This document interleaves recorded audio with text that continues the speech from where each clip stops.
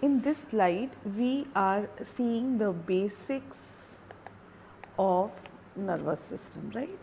So what has happened, or what we are telling is, see, the nervous system is basically the principal.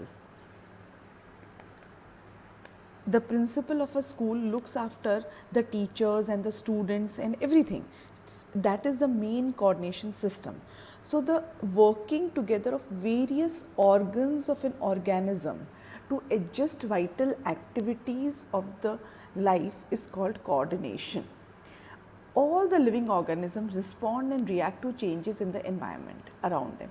बाहर जो है environment में बहुत सारे changes होते हैं और हमारा काम है उनके साथ respond करना, react करना. वो कैसे करना है? How are these changes in the environment change ourselves and the organisms respond and react? कौन कौन से स्टिमुलाई हैं? Light, heat, cold, sound, smell, touch. जो भी हमने सेंस ऑर्गन्स पढ़े हैं ना, आपने सेंस ऑर्गन्स पढ़े हैं, वो सेंस ऑर्गन्स जब जब जो करते हैं, जो चेंज होता है, और वो जो रिसेप्टर्स होते हैं उनके अंदर, वो जब चेंज हो जाते हैं बाहर की कंडीशंस, तो वो कैसे रिएक्ट करते हैं, that is called respond and react to the changes in the environment. Plants और एनिमल्स दोनों ही रिस्पॉन्ड करते हैं स्टिमुलस को, ठीक है.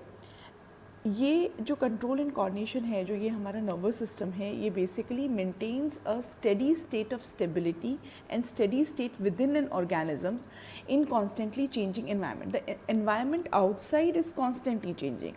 So for that we need to change ourselves, and that control and coordination is taken care by the nervous system. An organism needs a system of control and coordination for its survival in this world. ठीक है, और इसी के लिए ये nervous system की ज़रूरत है.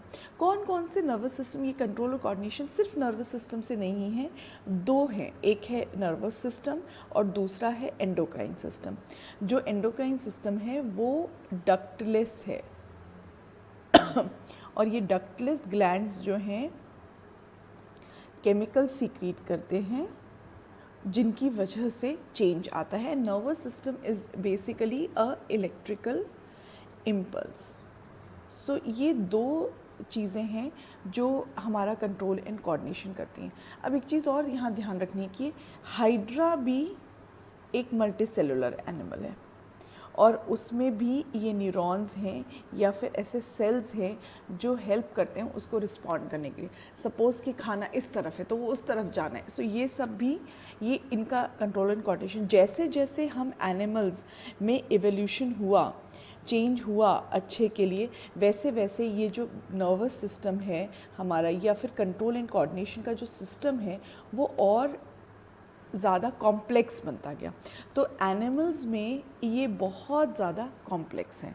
जो हमारा कंट्रोल एंड कोऑर्डिनेशन का जो सिस्टम है वो एनिमल्स में कॉम्प्लेक्स है ज़्यादा. प्लांट्स में भी है लेकिन उतना कॉम्प्लेक्स नहीं है.